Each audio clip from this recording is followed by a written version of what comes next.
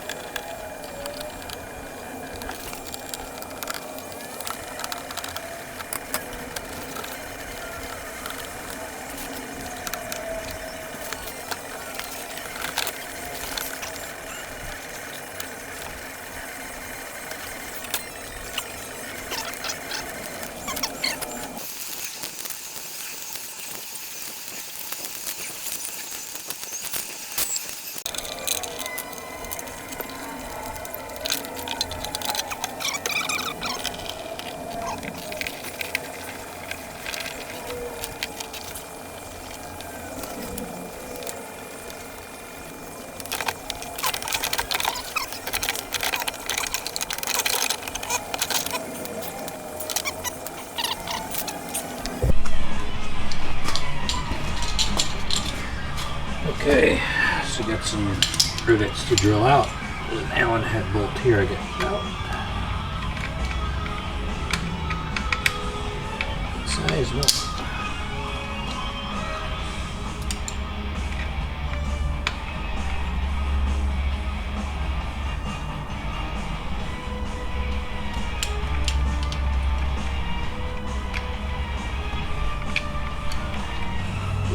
Piece.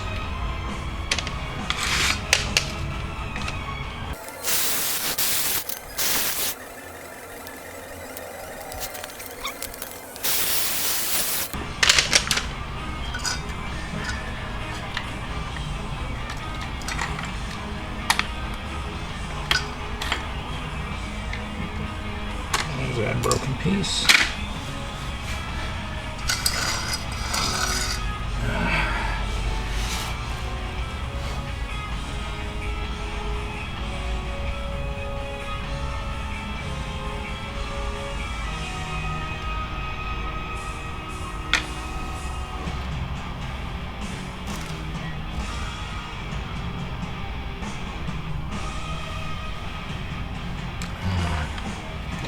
I think I'm going to cheat it a little and plug this in, make this go up the strip, that way I can get it off here and not have to take these rivets out at all.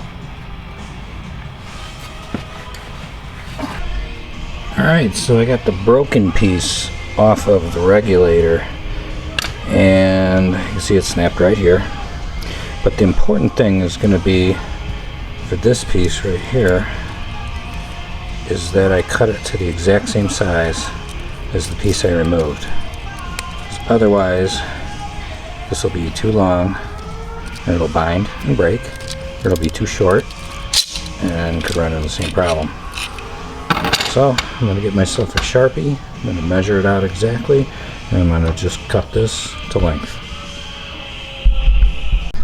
So now I just got to rivet these two rivet bits back together. Rivets. Already got one in. Just gotta pop the other one in. I did the trick with the tape. So we use the motor to reel it in.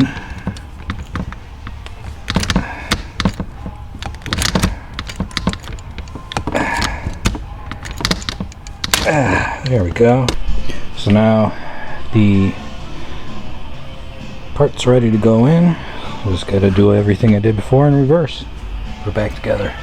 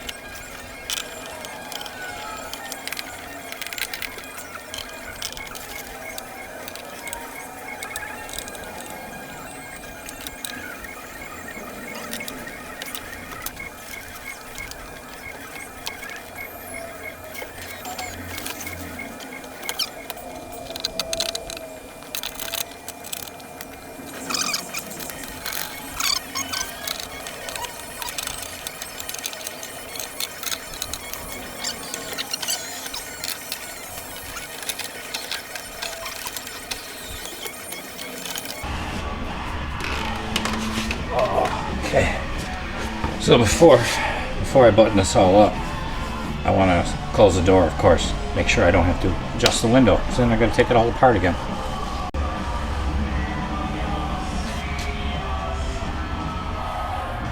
Everything looks good. I'm gonna go with it with that.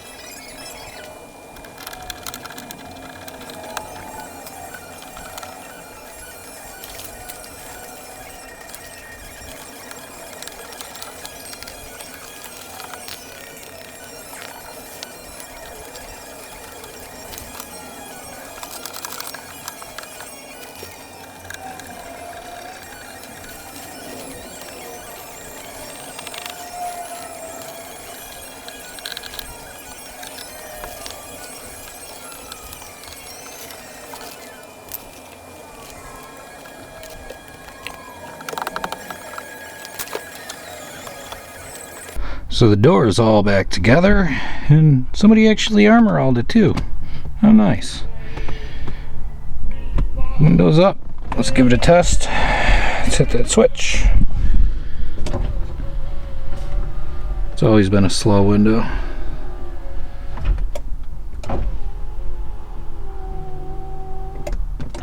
It works. Cool.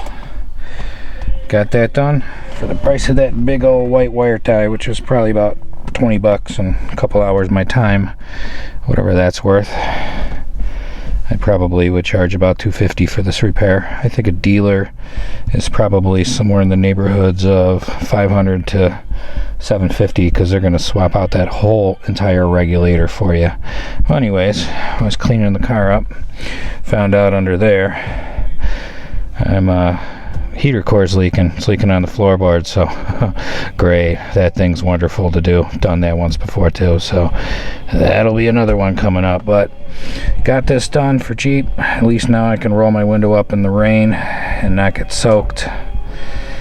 And that repair was taken care of for about 20 bucks. So hope this helps out any of the C4 owners out there. Keep your car on the road, keep it out of the dealership, and keep your money in your pocket and out of theirs. It's a couple of old receipts I dug up. This one's from 2003. It's that part number 74413. Regulator tape, Chrysler, 87 through 90. Yeah, I think it was for a neon or something. This one's from 2011, 14413. So it's got the same number on here. Not sure if that's changed, but I'm gonna have to pick up a couple more of those regulator tapes pretty soon, because it seems like about every 5 or 6 years one of them breaks, and I'm pretty sure this is about at least my 4th time replacing one of these.